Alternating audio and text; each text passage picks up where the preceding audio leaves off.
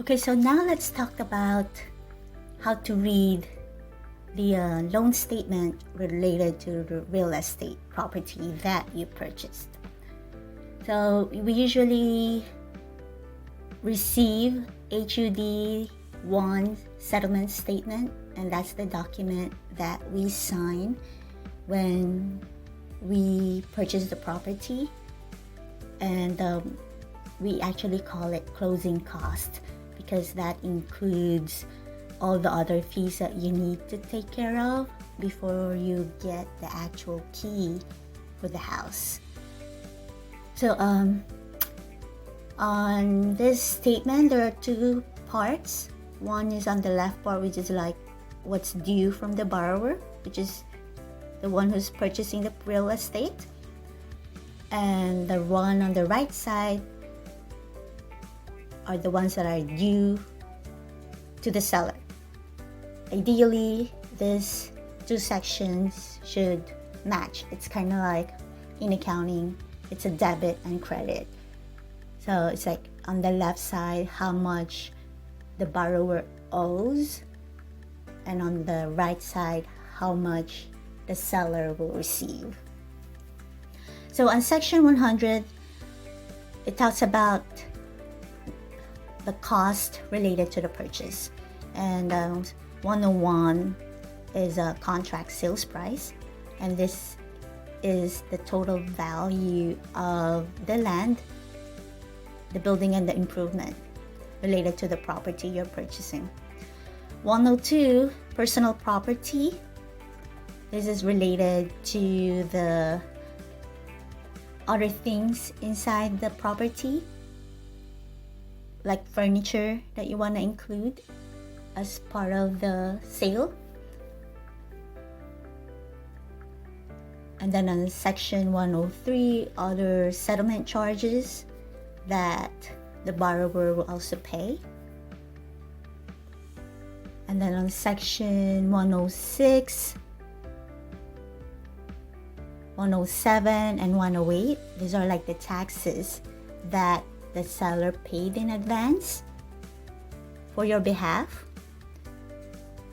However, there will be a deduction on this amount later when you go to section 210 to 212, because those are the amounts that the seller has not paid. So this would mean that if the seller didn't pay for that, then you will have to pay for it. So if you see any amount on section 206, you usually will see a lender cure section. This means that it will reduce what you need to pay. And of course, if it's reducing your cost, it's also reducing the basis of the property. And you might also see an amount on section 214.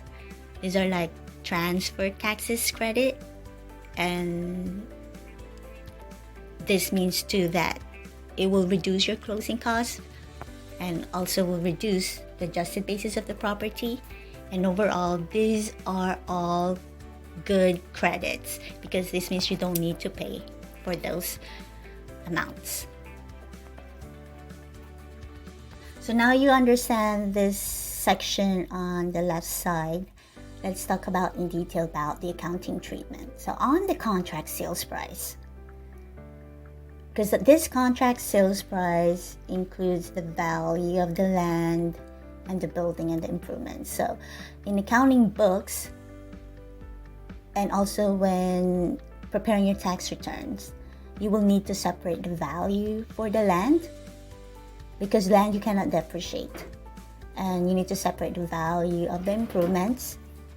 So do you remember when we discussed about how to calculate the capital gain tax? Well, first you need to calculate the adjusted basis, and part of the calculation of the adjusted basis, and just a recap, is basically you need to add a cost, improvements, and the depreciation. So for the contract sales price, land is one of the cost, and then we add the improvements, and we know that the building or so-called improvements should be depreciated, and that's the part that we deduct on that the accumulated depreciation to calculate for the adjusted cost basis of the real estate. So in terms of the improvements in the building, you need to depreciate it for over 27 and a half years for residential, and you will use 39 years for non-residential. Non-residential means it's commercial use.